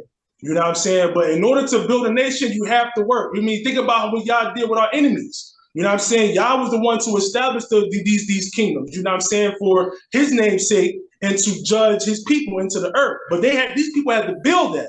You know what I'm saying? I think it's going to be the same way with us. In order for us to get the nation to be a solidified nation, we talked about it before. It starts with the law, statutes, and commandments. You know what I'm saying? When you cleave to the law, statutes, and commandments, that right there is going to start refining you. You're going to drop the ego. You're going to drop the pride. You're going to stop worrying about who you are and just, you know, practice on the Torah. And then y'all will link you with like-minded people. That's how I see it. I just think that it's going to be a process and it's not going to happen all at once. But we have to start somewhere. You know what I mean? We have to start making some type of moves and allowing y'all to lead us and you know, so that's how I see it. The question is, how much time do you think we've got before we see some great separation and great divide that no man can stop? Something that's definitive to make, okay, we know clearly this is by no means an accident. Mm-hmm. How much time do you think we've got to where the Most High decides to say, okay, I'm gonna lay down a gauntlet right here that they may know this is me that's doing this, to create a separation in the midst of the people. How much time you think just going on your gut feeling or what you think or feel, how much time you think we've got before something like this happens? Now, keep in mind that we have seen many hardships in times past. That's why sometimes when people start speaking of, oh, the sky is falling type conversations and discussions. We've seen the Great Depression. We've seen slavery. We've seen World War I and II. We've seen a bunch of things that's much harder and much more harsh than what we're looking at right now today. And I'm certain that in those days, they felt as though, well, this is the end, or we don't have much time, et cetera, et cetera, et cetera. What separates those times of hardship, i.e. your world wars, i.e. your famines, i.e. our floods from times past, etc. What separates those times from what we're experiencing today? I think that we're separating those times from compared to today is that knowledge is increasing. And Yah is disseminating the wisdom and understanding. He's given us the wisdom and understanding to do these things. We just have to move and do it. And I think that to me personally, with everything that's going on in the earth today, like you said, your wars, your famines and things like that, you know what I'm saying, the economic collapse, I see it happening, you know what I mean? Like I said, we never could put a time on it, you know what I'm saying? But what I do, I see it is going to happen soon, you know what I'm saying? But and like I was saying before, it's not about numbers, you know what I'm saying? This can work with a small group, you know what I mean, if y'all so desires. You know what I mean? But I think that, like I said, until we start moving on things like that, we're just going to be stuck in the same spot. And I think, like I said before, once again, what separates us is this time is that knowledge is increasing. Y'all is inseminating wisdom and understanding into us, into the leaders, into the men. When I say leaders, I'm talking about the men. So we are the gatekeepers of the nation. We are the ones that the women and children look up to. So when I'm talking about leaders, I don't want y'all to misinterpret what I'm saying, where I'm talking about like a king or whatever. I'm just talking specifically about the men. You know what I'm saying? And Yah works through the men to, to perform his will when it comes to this nation. And I think, like I said, until the men can drop the ego, drop the pride, stop worrying about who you are, focus on Torah, and start uniting with like-minded brothers, then this can happen in 5-10 years.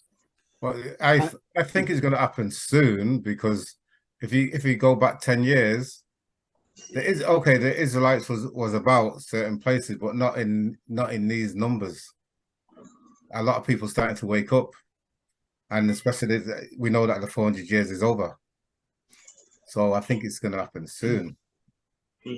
I think what separates the calamities of past ages and now is that we're seeing a worldwide judgment. Yeah, the whole world locked down. Yeah, the WEF and the United Nations are coming after the entire world. So we're scattered out throughout the world. This is a worldwide judgment that's happening. So yeah, you have all these calamities in separately in I don't know where, Somalia or whatever. Yeah, but this is a worldwide judgment. So yeah, I think yes, we're in that time. I think everybody can feel this is the end. Yeah, previously it was just like tight little groups that said, "Oh, the end is nigh, the end is nigh," and everybody else looked at them and laughed. But I think you can go to the man in the street and say, "Are we in the end days?" They'll go, "Yeah, I think we are." Yeah, because this world, as it is, cannot go for very much longer. Yeah, so that's what I see. It can't go over too much longer, and and a lot of blood would be on the hands of the men. I'm charging the men, man. I'm speaking to the men right now of Israel, man, because even like I said, knowledge is increasing, and we just don't. We all know that wisdom is the ability to apply your knowledge to its highest level, and there's just a lot of our men is not doing that. I think that until we can do that, what I'm saying, we're gonna continue to, a lot of people just gonna fall. And it's gonna be at the hands of the men. It's gonna be at the hands of the shepherds. To me, when he says shepherds, he's talking about the men of Israel. You know what I'm saying? So I think, like I said, we got to get ourselves together and start being doers. You know what I'm saying? You have to be moved. You got to remember, Yah is about movement. You know what I'm saying? Yah is a doer. You know what I'm saying? I think that we have to replicate that type of same behavior, because that's who we try to look up to. We try to look up to the Most High and look at his characteristics. Yah is assertive. He's disciplined. You know what I'm saying? He's compassionate. He's all those things. And those are the things that our men need to replicate. And, to me, the men is not really giving these women and children anything to really look up to. So I think the fault lies at our hands. We're talking to her, but we're not really living. That's it. Okay. Any last questions or anything? Because it's any last thoughts? Any last thought? I couldn't even think of. I couldn't think of it. Well, again, I think we are now very close to the end. As I said just a moment ago, even the man in the street knows that that we're not gonna progress any further now. Dave, hold that thought. Let's go ahead and so that people can get a better understanding to the end of what. Well, the end of the reign of Esau and the beginning of that of Jacob. Right? Though a lot of people out there don't know that detail. They know that there's an end coming, and we can all feel the end coming. Even if it is the end of the current world system, and the elite are getting ready with their new version, but I can't see that their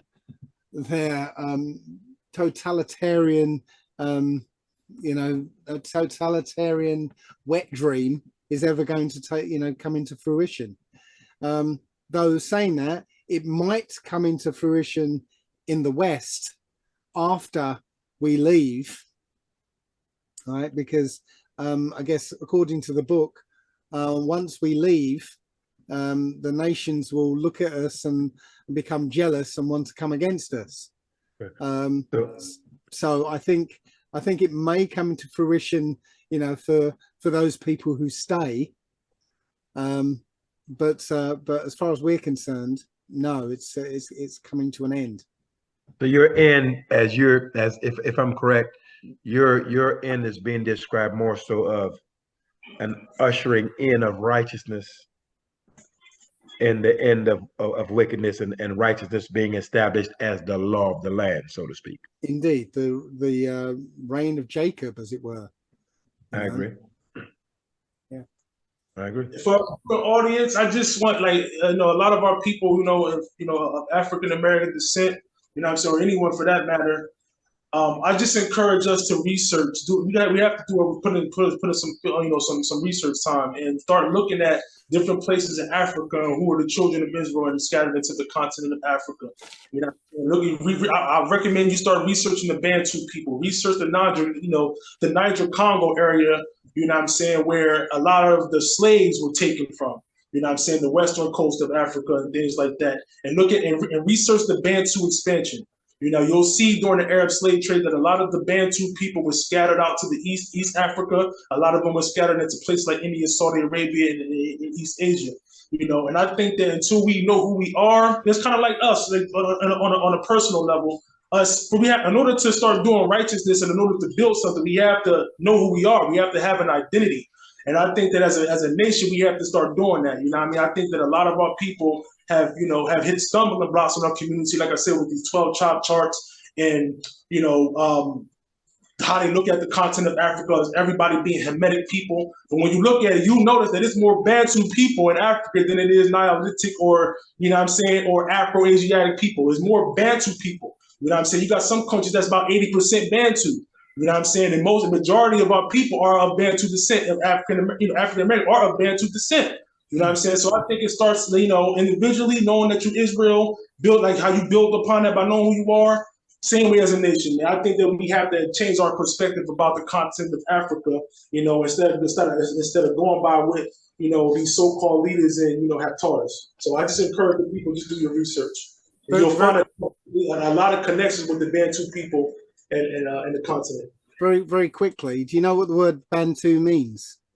Well, yeah, they say I don't go by the meaning. I go by how they fit the curses and the history behind the people. You know what I'm saying? I know Bantu was nothing but a proverb and byword, just like African American. No. The word Bantu, right, used to be two words, Abba and Tu. Yeah, which means people of the Father. So tells you who they are.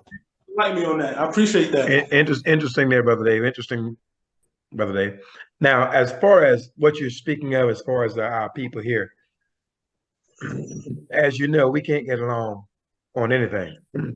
So, I mean, you have our people here that's, hey, we were here first. We are the Indians that were here. They're not trying to hear anything about no Bantu. They're not trying to hear anything about no uniting with Africa or anything of that sort.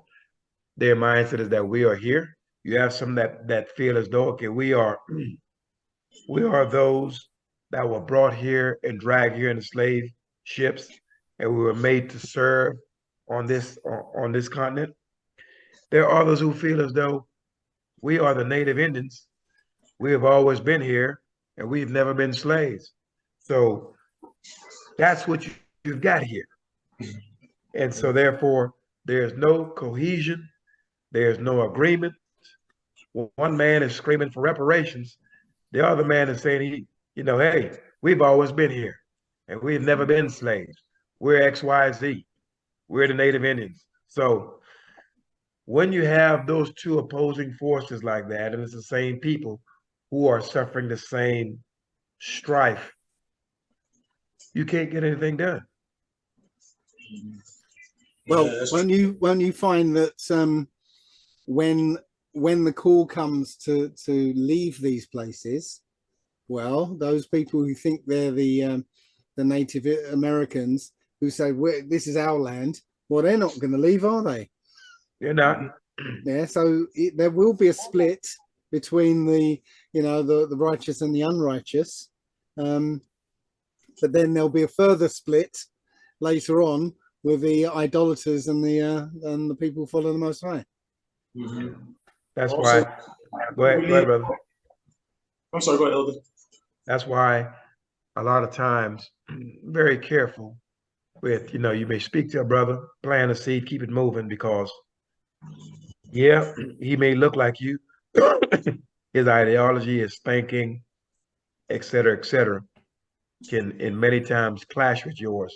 So, I like to try to share and have discussions with my brothers as much as possible, but there's some of them that are just totally in opposition to any of this, in total opposition to anything that's right.